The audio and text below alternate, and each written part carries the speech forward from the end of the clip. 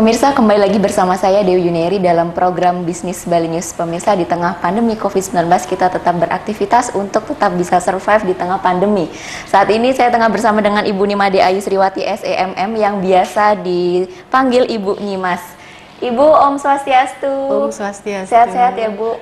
Syukurlah sehat. Sehat, Asengkara. Jadi pemirsa, Ibu Nyimas ini bergerak di banyak sekali aktivitas di transportasi, kecantikan, media lokal, restoran, bahkan di properti. Nah, saat ini Dewi ingin tahu lebih jauh ya, Bu, soal properti yang Ibu geluti saat ini. Gimana, Bu, keadaan properti di tengah pandemi?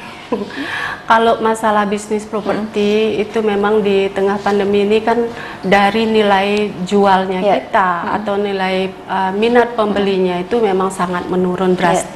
Apalagi pariwisata ini seperti tiba-tiba terhenti dengan adanya kondisi pandemi sekarang ini. Ya, artinya kalau dipersentasekan itu turunnya itu berapa persen, Bu? Saya kira kalau turunnya apa saja turun pasti hampir 80%, 90% ya. Hanya 10% itu mungkin ada seseorang yang punya kebutuhan aja. Artinya di tengah pandemi seperti ini masih ada orang yang membutuhkan properti itu, Bu? Ada beberapa saja mungkin karena mereka mungkin masih ada kontrak kerja yang masih kontrak kerja berjalan dalam arti seperti itu, sehingga dia membutuhkan tempat tinggal dan mau tidak mau mereka harus beli gitu. Ya. Nah, kemudian sejak kapan, Bu, berbisnis properti ini? Kalau bisnis properti saya dari 2009. 2009. Ya. Kemudian langsung berkembang. Saya kira baru-baru pesat ini di 2014. Ya, karena 2014 itu pariwisata sedang jernihnya di Bali, karena Bali ini kan ikonnya pariwisata. Ya. Sehingga tergugah untuk berbisnis properti. Ya, itu salah satunya. Nah, kemudian, Bu, di tengah pandemi seperti ini, strategi-strategi apa sih, Bu, yang dilakukan untuk tetap bisa survive? Kalau saya strategi yang sangat gregetan sekali sih belum ada ya. Karena kalau kita memplanningkan strategi di tengah-tengah pandemi ini, nilai jual, bahan baku, pendistribusian bahan baku juga sangat sulit, terus nilai jualnya terutama seperti saya tadi bilang itu juga sangat sulit. Jadi kita hanya menunggu situasi dan hanya menghabiskan dana-dana yang kita punya untuk kebutuhan kita sehari-hari saja, itu sudah syukur gitu. Nah, kemudian di tengah pandemi langkah yang diambil? Di tengah pandemi langkah yang saya ambil, terutama saya kalau bisnis saya ya saya masih memplanningkan kemungkinan besar nanti ke bisnis lokal kita akan mengarah beberapa, karena saat ini sebelum pandemi ini kita lagi fokus ke pariwisata. Jadi sekarang ini kita sedang memikirkan ke bisnis lokal, yaitu mungkin ke agribisnis untuk kedepannya mengantisipasi ketika situasi pariwisata sudah tidak memungkinkan, jadi kita bisa akan mengarah ke bisnis lokal untuk memajukan tentunya taraf bisnis kita dan kehidupan daerah kita sendiri. Artinya tidak diam ya, Bu, ada strategi tidak diam. yang diambil. Yang kedua ya untuk saya mematangkan dari sisi mental, karena tiba-tiba ini seperti bom dunia down. Ya saya harus banyak belajar menyelesaikan pendidikan saya dengan aktivitas akademisi lah ya, artinya ya bagaimana kita mempersiapkan diri nanti. Untuk sekarang ini saya sedang mengarah ke pendidikan saya untuk menyelesaikan pendidikan saya sudah berjalan, untuk kesiapan saya ke depannya memplanning bisnis baru atau bisnis yang sudah ada saya tingkatkan seperti itu. Luar biasa sekali. Jadi saat ini sedang menyelesaikan pendidikan, Bu, dokter ya? Will be. Tapi belum.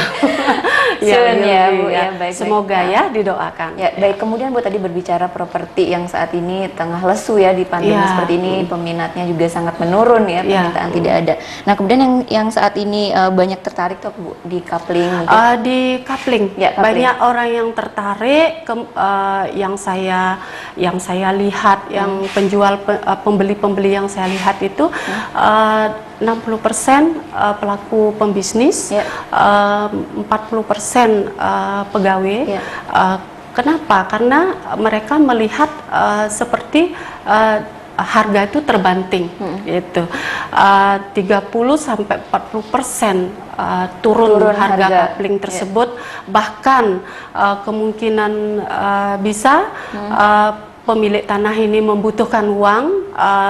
Kita sebagai pelaku bisnis kadang-kadang juga membeli secara global, dan kita juga bersifat membantu bagi orang-orang yang memang membutuhkan, sehingga kita juga menjualnya juga tidak begitu tinggi karena kita mendapatkan juga dari pemilik tanah murah, gitu.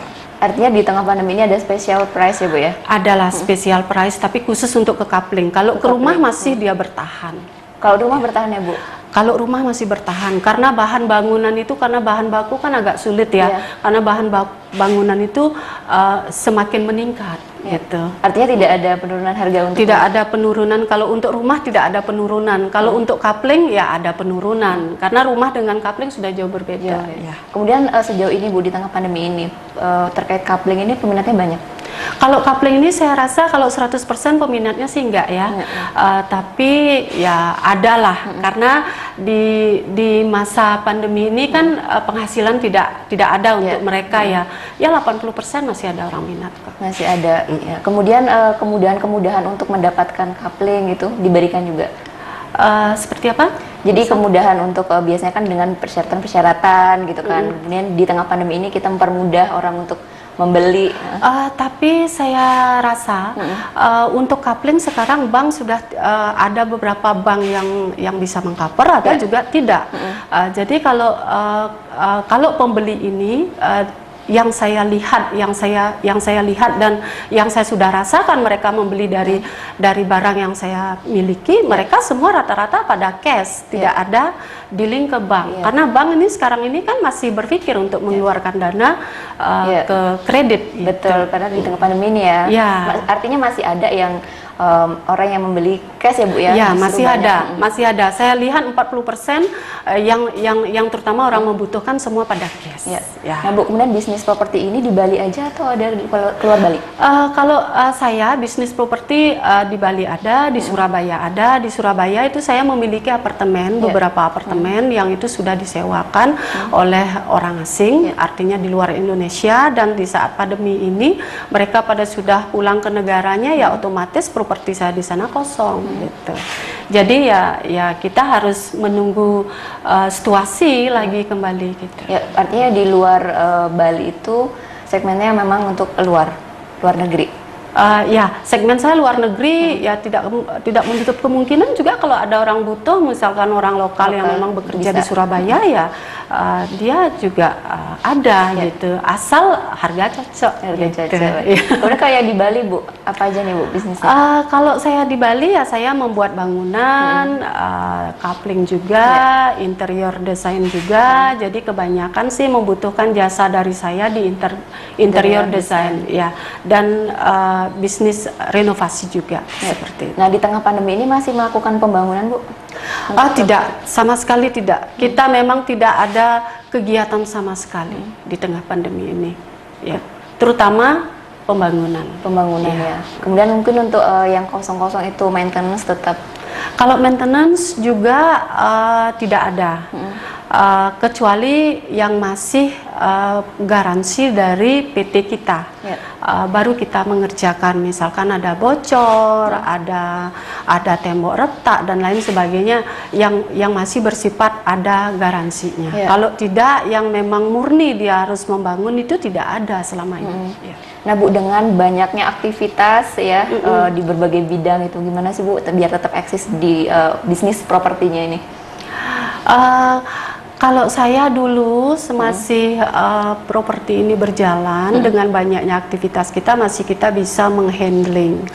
Nah, akan tetapi sekarang begitu rasanya susah untuk kita melakukan suatu aktivitas kembali karena semua sepertinya terhenti perekonomian kita, karena di mana-mana itu kan pariwisata ini yang membutuhkan properti juga pariwisata salah satu kan. Iya.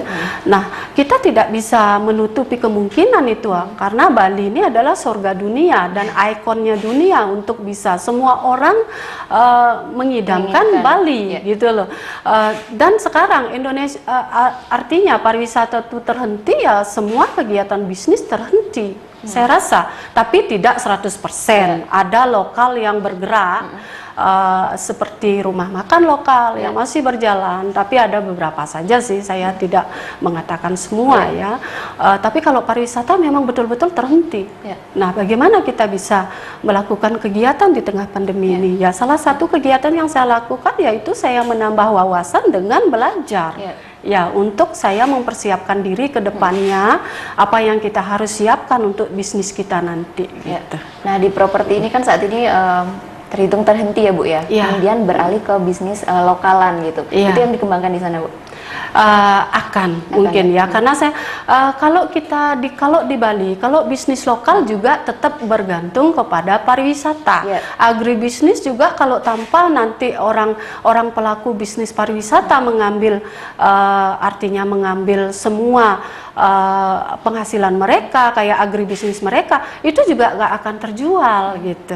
Seperti itu. Baik, nah Bu, di tengah pandemi ini tadi properti itu kan menurun ya permintaannya gitu. Iya, permintaannya menurun. Semisal nih ada masyarakat yang memiliki uang lebih gitu ya, save money gitu, sebaiknya mengambil properti yang seperti apa Bu, disarankan? Kalau saya menyarankan bagi yang memiliki uang lebih, memang untuk properti itu adalah kebutuhan semacam rumah, kapling. Tapi saran saya memang harus dia melihat dari segi jalan, dari segi lokasi, dan dari segi memang fasilitas umum. Untuk mereka nilai jual di saat nanti selesai pandemi ini, nilai jualnya akan lebih tinggi. Seperti itu. Artinya harus banyak pertimbangan ya Bu, tidak membeli rumah itu harus banyak pertimbangan. Tidak hanya asal membeli, karena kita mempertimbangkan investasi ke depan. Ya betul. Apalagi untuk pelaku usaha ya Bu. Apalagi pelaku usaha harus dia berpikir 1000 kali untuk berlanjut. Nah Bu, di tengah pandemi ini kan banyak sekali masyarakat ya, beberapa pembisnis yang down, tidak siap dengan keadaan gitu. Nah, saya lihat Bu Nyimas ini sangat luar biasa ya, masih tetap semangat gitu ya. Gimana sih Bu memotivasi masyarakat ya, pemirsa Bali TV untuk tetap bisa survive di tengah pandemi ini? Artinya kita jangan berhenti gitu, tapi kita tetap terus bergerak gitu. Iya, seperti itu. Kalau kita berhenti berarti kita orang bilang kalau berhenti berarti kita nggak punya napas. Harus bergerak terus bergerak. Harus berjuang. Karena kita tidak boleh menyerah sebelum kita kalah. Gitu. Harus kita berjuang. Karena setiap ada persoalan pasti ada penyelesaian. Betul. Ya. Jadi setiap ada risiko itu pasti ada penyelesaian. Iya, betul. Saya rasa pandemi ini seorang medis juga benar-benar peduli akan mengadakan vaksin. Nah, kalau ini dibiarkan ekonomi kita turun, semua akan terhenti dunia rasanya. Betul, artinya tidak berhenti berkreativitas ya Bu? Jangan berhenti berkreativitas, jangan menyerah, tapi tetap semangat. Betul. Seperti itu. Ibu Nyimas, terima kasih banyak informasinya. Sama-sama. Sehat-sehat selalu dan dilancarkan bisnisnya. Terima kasih Mbak Dewi. Baik pemirsa, demikian tadi wawancara kami bersama dengan Ibu Nimadi Ayu Sriwati SEMM yang biasa dipanggil Ibu Nyimas. Saya Dewi Yuneri, sampai bertemu kembali di program Bisnis Bali News. Sampai jumpa.